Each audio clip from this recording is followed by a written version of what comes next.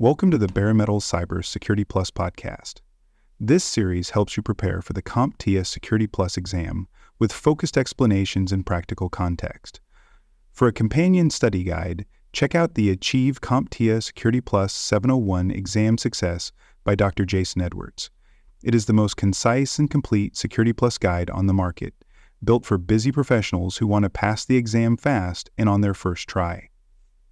You can find this book and others at cyberauthor.me. In this episode, we are diving deeper into encryption, one of the most vital tools in cybersecurity. Encryption protects information by converting it into an unreadable format that can only be accessed with the correct key. It is used in everything from full disk security to real-time web browsing. Understanding encryption at different levels and knowing how various techniques apply in real-world settings will prepare you for both the Security Plus exam and future roles in cybersecurity. Let's start with encryption levels and types. One of the most widely used methods is full disk encryption. This approach secures the entire storage medium, every file, every folder, and even the operating system itself. Full disk encryption protects data at rest, meaning data stored on a physical device. If someone steals a laptop with full disk encryption enabled, they will not be able to access the data without the correct credentials or decryption key. Next is partition-level encryption. This method targets a specific partition on a disk rather than the entire drive. This can be useful when different types of data reside on separate partitions, and you only want to protect sensitive sections. For example, a dual boot system may encrypt the partition containing company records while leaving a public operating system unencrypted. Then we have file-level encryption. This protects individual files, allowing greater flexibility. A user can encrypt personal tax documents without affecting the rest of their system. File-level encryption is often used in cloud storage solutions, where only specific files are sensitive. Volume-level encryption is similar, but applies to a group of files treated as a single unit, like a secure folder or mounted drive.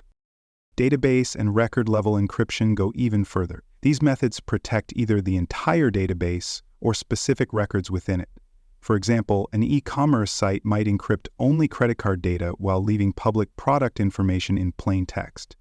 These forms of encryption are useful when performance is a concern and only certain parts of the data need protection. Now let's move to transport and communication encryption. While encryption at rest protects stored data, transport encryption protects data as it moves across networks.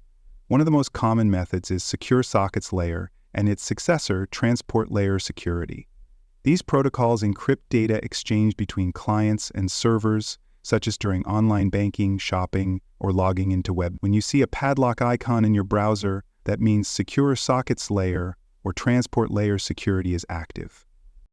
Another critical protocol is Internet Protocol Security, often called IPSec. This is a framework used to secure communication at the network layer. It is commonly used in virtual private networks, or VPNs, where secure tunnels are established between endpoints to protect sensitive data from being intercepted during transmission. Real-world case studies prove the value of transport encryption. In one major breach, attackers intercepted unencrypted communications between point-of-sale terminals and a central server. Credit card numbers were stolen in real time. Afterward, the company implemented full transport layer security across the network, eliminating the exposure. In contrast, companies that had secure tunnels in place during similar attacks were able to protect customer data, avoid fines, and maintain trust. Now let's explore symmetric versus asymmetric encryption. Symmetric encryption uses a single key to both encrypt and decrypt data. This makes it fast and efficient, which is why it is commonly used for encrypting large volumes of data. However, both parties must have access to the same key, which creates a key distribution challenge. If the key is intercepted, the entire system is compromised. Asymmetric encryption solves the key distribution problem by using a pair of keys, one public and one private. The public key encrypts the data, and the private key decrypts it. Only the holder of the private key can read the message, making it secure even when the public key is shared openly. This method is used in digital certificates, email encryption, and secure website authentication.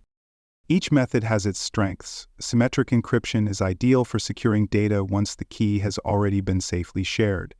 Asymmetric encryption is better for secure exchanges, identity verification, and small data transmissions. Often the two are used together in what is called hybrid encryption. In this model, asymmetric encryption is used to exchange a temporary symmetric key, which then handles the actual data encryption.